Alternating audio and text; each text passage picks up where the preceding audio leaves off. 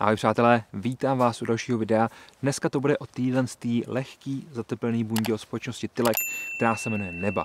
Je to za mě poměrně pěkný kousek, nosím ho asi týden, možná 14 dní a rád bych vám teďka o něm pověděl něco, co se mi na něm líbí a samozřejmě i nějaký základní parametry a údaje, tak jak jste na to u nás zvyklí, takže jdeme na to.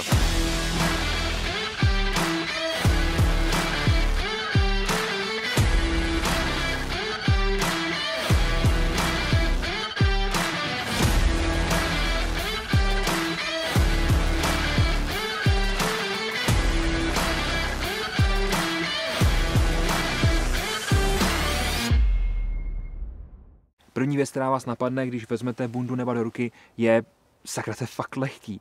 Jo, bunda má nějakých 335 gramů ve variantě XL, kterou mám teďka na sobě. Mimochodem pěkná olivová barva, takže jsem rád, že tady máme i tu variantu Military Gear, kterou společnost Tylek dělá u nějakých svých produktů, což je za mě super. Nicméně, jak říkám, lehkost je taková první věc, která vás zaujme. Tu bundu si vezmete na sebe, druhá věc je komfort. Opravdu pěkně to sedí, jak jsem říkal, mám XL, protože jsem XL-kovej typ, XL-kovej tvar. Bohužel mám verzi s břichem, ale tak to je spíš o mně, než o té bundě. Nicméně, jak říkám, opravdu pěkně to kopíruje a pěkně to funguje.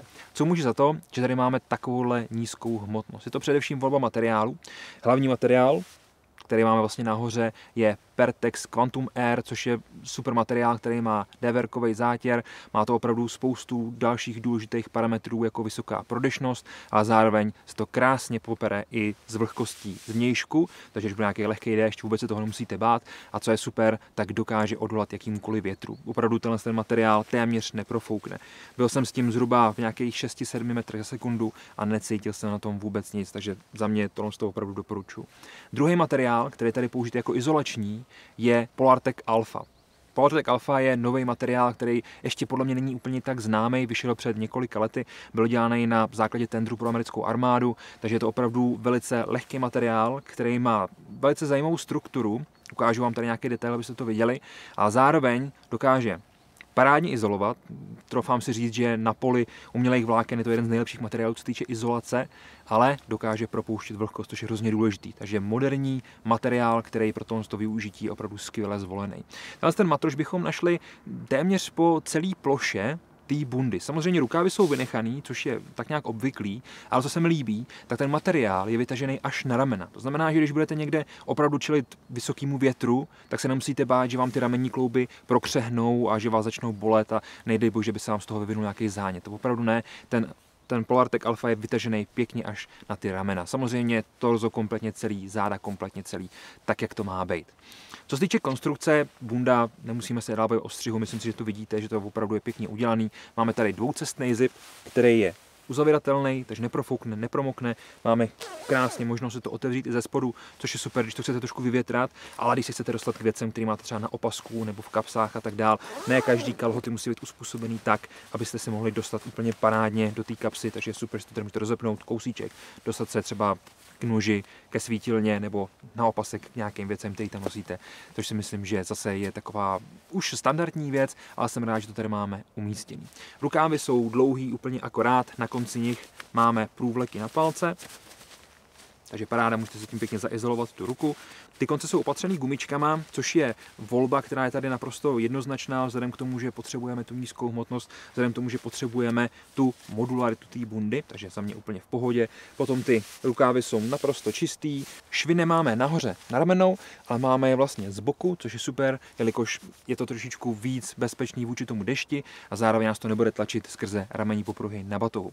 Zádový dílec je prodloužený, což je super, jelikož vám to bude šát pěkně pod zadek, nemusíte se bát, že když si kleknete, sednete, vohnete se, že vám hnedka vykouknou záda a mohli byste ofouknout, což si myslím, že je zase velice dobrá vlastnost.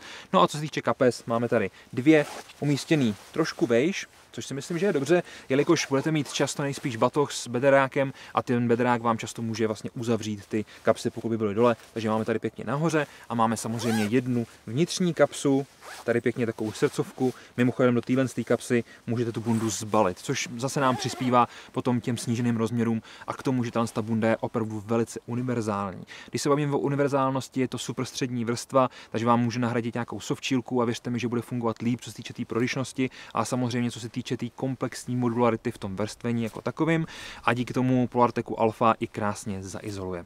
Můžete to využívat například na Ferraty, můžete to využívat na standardní chození po městě, jelikož ta bunda není úplně extrémně militantní na to, že to je military gear a zároveň není úplně extrémně outdoorová na to, že to je udělaná bunda do těch podmínek, takže tady nejsou žádný šílený barvy, nejsou tady žádný panely, které by byly nějaký jiný nebo prvky, které by naprosto jasně řekly, že to je outdoorová bunda. Takže opravdu si myslím, že to univerzální využití tady je naprosto jasný. Když se podíváme na límec, ten je vysoký, můžeme si ho úplně v pohodě dopnout až nahoru. Zároveň uvnitř kolem krku máme mikroflís, tak aby nám to pěkně dolehlo a zaizolovalo vlastně tu hranu toho krku, toho zátylku. No a máme tady samozřejmě i kapucu, která je spíš, teď asi vypadá trošku vtipně, nicméně ta kapuca slouží pod helmu, takže na ní nemáme žádný zateplení, slouží to k tomu, abyste neprofoukli, aby vám vlastně neofouknul krk a hlava, ale nedáme tady žádný zateplení, takže nepočítejte s tím, že to bude fungovat jako zimní čepice. Nebude, ale krásně to narvete pod helmu a neofoukne vám hlava a když budete mít trošku spocený vlasy, tak díky tomu vlastně neofouknete a nebudete se dostávat do nějakých problémů, což může být třeba ofouknutí chřipka a tak dál, což si myslím zase, že je plus. Tu kapucu si můžete stáhnout na jednom místě, co se týče toho objemu, takže to krásně uspůsobíte a co jsem viděl, slyšel a četl, tak můžete tu kapucu z části přetáhnout i přes helmu.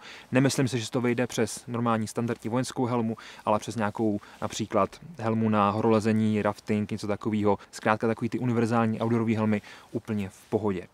No, přátelé, za mě ta bunda je opravdu parádní, čeho jsem se bál. Takže není vlastně zateplený ten rukáv.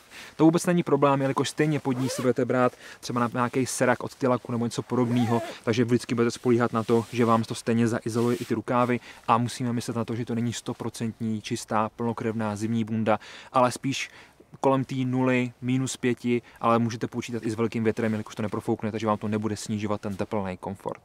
Přátelé, to bude pro dnešek všechno, děkuji vám za vaši pozornost, děkuji, že jste to se mnou vydrželi až do konce. Maličko jsem se tady o tom rozkecal, jelikož tu bundu používám, tak jsem vám chtěl říct takový svůj náhled na tu bundu po tom týdnu nebo 14 dnech nošení.